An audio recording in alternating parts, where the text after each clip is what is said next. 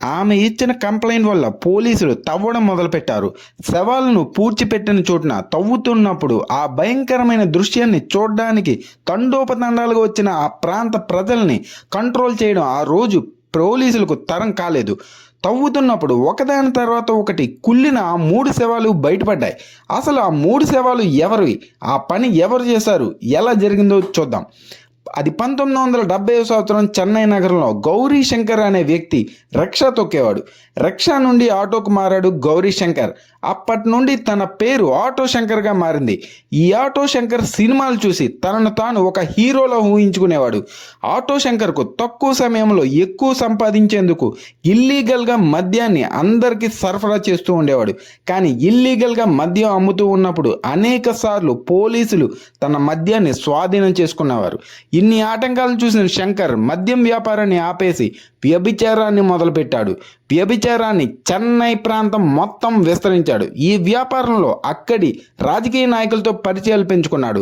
Auto శంకర్కు అద్భుతమైన తెలివితేటలు మాత్రమే కాదు, తనకు ఎదురు తిరిగిన ఎవరినైనా చంపేంత ఆవేశం, కోపం ఉండేవి. తన వ్యభిచార వ్యాపారం ప్రత్యర్థుల్ని అందరినీ పోలీసుల అండదండలతో తన గ్యాంగ్తో అంతమొందించేవాడు. గౌరీ శంకర్ తన 3వ భార్య లలిత తన వ్యభిచార వ్యాపారాన్ని చూసుకుంటూ ఉండేది. సొల్లై ముత్తు అనే వ్యక్తి బ్రోకర్గా పనిచేస్తూ ఉండేవాడు. ఆటో శంకర్ భార్య లలితకు సొల్లై ముత్తుకు పరిచయం ఏర్పడి వీరిద్దరూ లేచిపోయి దూరంగా ఇద్దరు వ్యభిచార వ్యాపారాన్ని ప్రారంభించారు. దీంతో కోపంతో రగిలిపోయిన గౌరీ శంకర్ సమయం కోసం వెయిట్ చేశాడు. తన లోపల ఉన్న కోపాన్ని పైకి ఏమాత్రం కనిపించకుండా తిరిగి లలితతో ప్రేమగా మాట్లాడడం ప్రారంభించాడు. ఒకరోజు సొల్లై ముత్తుకు తెలియకుండా ఆటో శంకర్ లలితను తన ఇంటికి ఆహ్వానించడంతో అది నమ్మిన లలిత అదే తనకి చివరి క్షణాలు కాబోతున్నాయని తెలియక శంకర్ ఇంటికి వెళ్ళింది.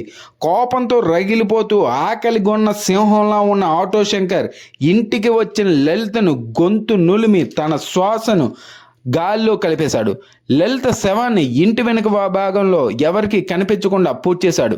1 నెల తర్వాత లలిత వెతుకుతున్న సొల్లై ముత్తుతో, లలిత నాకు ఎవరో ఒక పెద్ద వ్యాపారవేత్తతో కనిపించింది, 2 నెలల తర్వాత కలుద్దాం అని నాతో చెప్పింది అని చెప్పి సొల్లై ముత్తును కూడా నమ్మించాడు.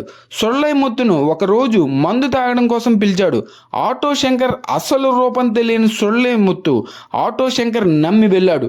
ఫుల్లుగా మందు తాగించి కదలలేని స్థితిలో ఉన్న సొల్లై ముత్తును పేక నులిమి చంపేసి ఇంట్లోనే అతి కిరాతకంగా పెట్రోల్ పోసి శవాన్ని తగలబెట్టి మిగిలిన బూడిదను సముద్రంలో కలిపి ఇంటిని శుభ్రం చేశాడు. ఇంత క్రూరమైన ఆటో శంకర్ తన వ్యాపారంలో డబ్బును సంపాదించి ఎంతో ఎత్తుకు ఎదిగిపోయాడు. పెద్ద ఇల్లు, కార్లు, బైక్లు, పోలీసులు, రాజకీయ నాయకులతో పరిచయాలు.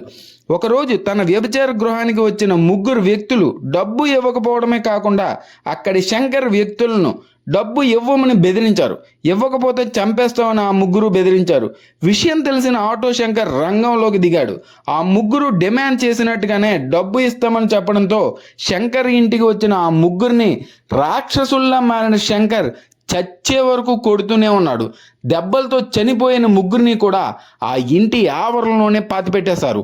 ఆ 3లో ఒకరైన సంపత్, అతని భార్య విజయ తన భర్త కోసం వెతకడం ప్రారంభించింది. ఒక ఆటో డ్రైవర్ మరో 2తో సంపత్ని కూడా ఆటో శంకర్ వ్యభిచార గృహం దగ్గర వదిలిపెట్టాను అని చెప్పడంతో ఆమెకు శంకర్ మీద అనుమానం పెరిగింది. పోలీస్ స్టేషన్కి తన కంప్లైంట్ పేపర్తో ఎన్నిసార్లు వెళ్ళినా శంకర్కి ఉన్న పలుకుబడి వల్ల ఎవరూ కేసు తీసుకోలేదు. ఒక పత్రికలో పనిచేస్తున్న తన స్నేహితులకి విజయ విషయం చెప్పడంతో పత్రికలో ప్రచురణ అయ్యింది.